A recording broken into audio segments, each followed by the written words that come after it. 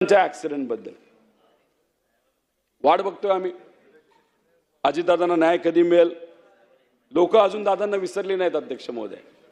काही दिवसांपूर्वी हे एक चित्र तुम्हाला व्हॉट्सअपवर आलं असेल. म्हणजे अजितदादा देवाला म्हणतायत, जेव्हा इथं पूर परिस्थिती आली होती मोठ्या प्रमाणात, काही दिवसांपूर्वी पाऊस आला होता पुणे मुंबई सगळीकडे, की या चित्रामध्ये दाखवलंय शपथ घेतो मी, फक्त खाली जातो, सगळ्याचं योग्य नियोजन करतो आणि परत तुझ्याकडे येतो.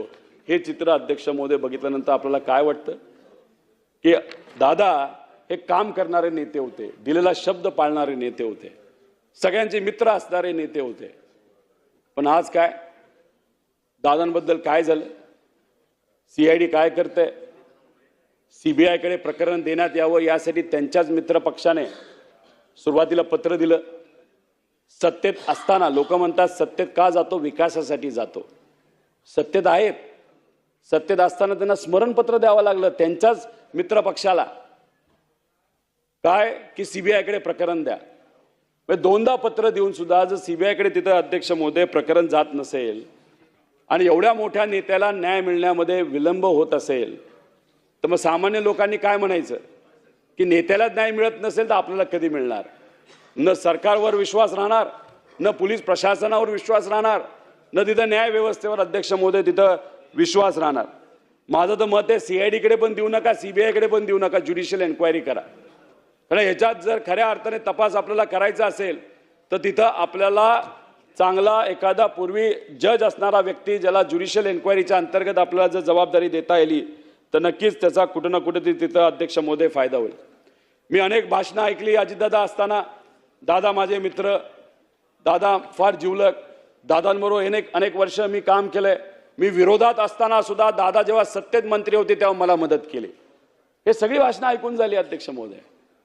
त्याच्याच बरोबर दादा असताना आमदार सुद्धा म्हणायचे दादांसारखा नेता नाही, दादांसाठी काय जीव पण द्यायला आम्ही तयार आहे. मग दादा गेल्यानंतर काय झालं? काय बदललं? फक्त माणूस नाही म्हणून. तुम्हाला मदत करणारा माणूस जर आज या जगात नसेल तर त्याला न्याय देण्यासाठी थोडा तरी प्रयत्न कुणी ना कुणी तिथं अध्यक्ष महोदय केला पाहिजे अशी आमची अपेक्षा आहे. आपण लढतोय, आम्ही लढतोय, पण आपल्या मर्यादा आहेत. आपण सत्तेत नाहीत. सीआयडीला जेव्हा मी गेलो भेटण्यासाठी अतिशय चुकीच्या पद्धतीने आम्हाला रिस्पॉन्स दिला, जसं की तेच कोणतरी महान व्यक्ती झाले, ट्रम्प कोणीतरी लागून गेलं. मग आम्ही विषय म्हणजे आमच्याकडे जे सगळे पुरावे आलेत ते पुरावे आम्ही त्यांच्याकडे दिलेत. हां, काही पुरावे आम्ही आमच्याकडे ठेवलेत, कारण जे दिलेत त्याच्यावर जर ते काम करत नसतील आणि उद्या जर थातूर मातूर रिपोर्ट त्यांनी दिला तर रिपोर्ट योग्य आहे का नाही हे दाखवण्यासाठी आमच्याकडे पण काही पुरावे त्या ठिकाणी अध्यक्ष महोदय ठेवावे लागतील. आणि पण आम्ही सगळेजण आमच्या मित्रांकडनं, आमच्या चांगल्या पत्रकारांकडनं, काही माजी अधिकाऱ्यांकडनं इथून तिथून आम्ही कशी तरी माहिती काढतोय. मग सीआयडी त्या बाबतीत काय करते अध्यक्ष महोदय? म्हणजे तुम्ही दादांचं प्रकरण सीआयडीला दिलं आणि काही महिन्यांपूर्वी मुंबईमध्ये पुण्यामध्ये अवैध दारू विक्री चालू होती, ते शोधण्याचं प्रकरण पण सीआयडी कडे दिलं. म्हणजे अजितदादांसारखा मोठा नेता जो आज आपल्यात नाही त्यांच्या बाबतीत काय झालं ही शोधण्याची जबाबदारी सीआयडी कडे. आणि अवैध दारू जे काही टोळ्या असतात, चटरबटर लोक, त्यांना पकडायचं प्रकरण सुद्धा सीआयडी कडे. म्हणजे उद्या पॉकेट मारलं कुणी तर ते कुणी मारलं हे शोधायचं असेल तर सीआयडी कडे द्या. म्हणजे ज्या केसेस तुम्हाला पॅक करून कपाटात टाकायच्यात त्या सगळ्या तुम्ही सीआयडीला देणार आहात. अहो, काही दिवसांपूर्वी लॉक घेऊन गेलो, त्यानंतर ते पळायला लागले. आता दरवेळेस काय लॉकच घेऊन जायचं का आणि खरंच कुलूप लावून टाकायचं का अध्यक्ष महोदय? न्याय कधी मिळणार दादांना अध्यक्ष महोदय? 25 मार्च 2026 अंतिम आठवडा प्रस्तावावर उत्तर देत असताना मी तो प्रस्ताव मांडला. उत्तर देत असताना मुख्यमंत्री साहेबांनी उत्तर दिलं, चांगलं उत्तर दिलं. मी त्यांचे आभार सुद्धा व्यक्त केले. ते उत्तरामध्ये काही मुद्दे आपण जर बघितले असेल, अजितदादांची माझ्यासोबत जेवढी मैत्री होती तेवढी दुसऱ्या कोणासोबत नसेल असे सीएम साहेबांनी सांगितलं अध्यक्ष महोदय.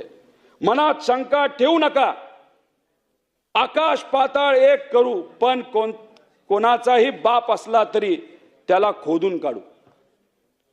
सहन नाही करणार. आम्ही काय झालं तरी त्या व्यक्तीला शोधून काढला. हे सगळे वक्तव्य ऐकल्यानंतर आणि अजितदादांचे मित्र असल्यामुळे आणि एक फार प्रभावशाली नेते असल्यामुळे, ज्यांची ताकद महाराष्ट्रात आहे आणि दिल्लीत पण आहे आणि कदाचित उद्या यांच्याच सरकारच्या काळामध्ये जर संधी दिली तर फार मोठ्या पदाला ते दिल्लीत जाऊ शकतात आणि अशा मोठ्या नेत्यांवर आम्ही विश्वास ठेवला. विश्वास ठेवून किती महिने गेले अध्यक्ष महोदय? 2, 2.5, 3 महिने ह्याच्यात निघून गेले. काय झालं? ते म्हणले होते आठवड्याभरात अमित शाह साहेबांना आम्ही भेटणार आहोत आणि त्यांना सीबीआयच्या या प्रकरणाबद्दल आम्ही चर्चा करू. चर्चा झाली का अध्यक्ष महोदय? आम्ही तळमळीने मुद्दा मांडत होतो. एखाद्या वेळेस फोन केला असता, आम्हाला बोलून घेतलं असतं, रोहित तू आणि काही आमदारांनी हे मुद्दे मांडलेत, दादांच्या बाबतीत महत्त्वाचे आहेत, चल आपण चर्चा करू, मी भेटून आलो. अरे काहीतरी संवाद साधा. इथं आम्ही राजकारण करत नाहीये. जे काय गोष्टीत आम्ही मांडत चाललेलो आहे आणि ह्या बाबतीत सुद्धा जर आमच्याकडे बघत असताना अशा दृष्टिकोनातून बघितलं जात असेल, आम्हाला विश्वासच घेतलं जात नसेल अध्यक्ष महोदय, हे योग्य नाही. आम्ही कर्नाटकात जाऊन 0 FIR केला. 0 FIR करून इथं आणून असं आम्हाला वाटलं की तो एक्सेप्ट केला जाईल. तो एक्सेप्ट न करता फक्त CIDला पाठवला आणि CIDला पाठवल्यानंतर ते म्हणतात तपास आम्ही याच्यावर करणार नाही, आम्ही शहानिशा करू. म्हणजे काय? हे बघा अध्यक्ष महोदय, जर आज कुणीही एखाद्या महत्त्वाच्या पदावर आणि महत्त्वाच्या पदावर असताना मित्राचं जर हे दुर्दैवी अशी घटना घडली असती आणि त्यांच्याच परिवारातला एक व्यक्ती माझ्यासारखा नाही तर त्यांचा जवळचा आमदार नाही तर मित्र जर इथं मुद्दे मांडत असेल तर त्यांनी आम्हाला बोलून घेऊन सुरुवातीला पहिल्या दिवशी FIR करायची आहे का? करून टाकली. कोणाकडे दिला? CIDकडे द्यायचं आहे का CBIकडे द्यायचं आहे? टाकून दिलं. चला काय चर्चा झाली? ह्याच्यात फॉलोअप व्हायला पाहिजे होतं ना अध्यक्ष महोदय. FIR नाही झाली, CIDकडे दिलं, CID गप बसले, गार बसले, CBIकडे अजूनपर्यंत प्रस्ताव अध्यक्ष महोदय तिथं गेला नाही. मग शंका येतात ना मनामध्ये की का कुणी काय कारवाई करत नाही, त्याच्या मागे खरंच काय आहे का? कारण मला शंका आहे, मी 100% म्हणू शकणार नाही असंच झालंय. अरे शंका असल्यामुळे शंकेचं निरसन होणं महत्त्वाचं आहे. पण दुर्दैवाने आत्तापर्यंत अध्यक्ष महोदय तिथं कुठेही आमच्या शंकेचं निरसन झालेलं नाही. त्या तपासामध्ये कुठेही गेलं नाही. AIB तर झोपलंच आहे. 3-4 वर्षापूर्वी ॲक्सिडेंट झाले, त्याचे रिपोर्ट आत्तापर्यंत आले नाही. CIDकडे गेलो तर CID म्हणतं थांबा, AIBचा रिपोर्ट येऊ द्या. काय 3 वर्ष थांबायचं? आम्ही एवढे काय दूधखोळे आहोत का? अध्यक्ष महोदय हे खरंच योग्य नाही. आणि अधिवेशनामध्ये हा परत मुद्दा मी घेणार नाही.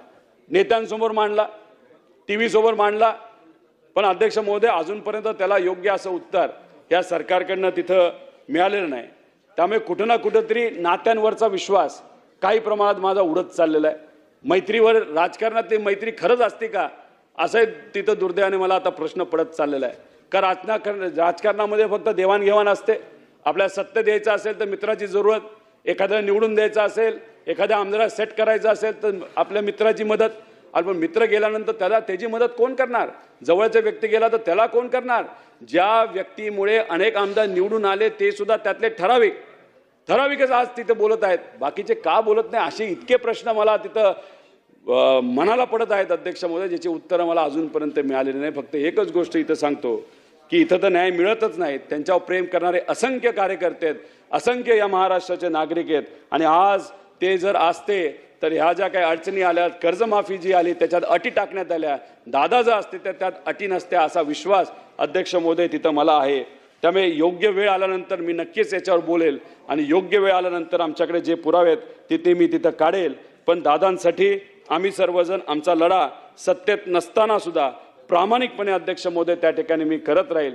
एवढंच या ठिकाणी आपल्या सर्वांना माहिती की अजितदादा पवार यांचा ॲक्सिडेंट झाला होता आणि त्यामध्ये त्यांचा मृत्यू झाला होता. परंतु नेमका ॲक्सिडेंट कसा झाला किंवा कोणी घडवला याची जी मागणी आहे त्यावरती रिपोर्ट करण्याची जी रोहित पवार यांनी केलेली होती. कारण याची सखोल चौकशी केल्या पाहिजे. एवढा मोठा नेता असून सुद्धा त्याला न्याय मिळत नाही याची सुद्धा त्यांनी सांगितले होते. एवढ्या मोठ्या नेत्याला जर न्याय मिळत नसेल तर सामान्य जनतेचा काय होणार असा सुद्धा प्रश्न त्यांनी उपस्थित केला होता आणि यावरती जी कारवाई त्यांनी करायला सांगितली होती.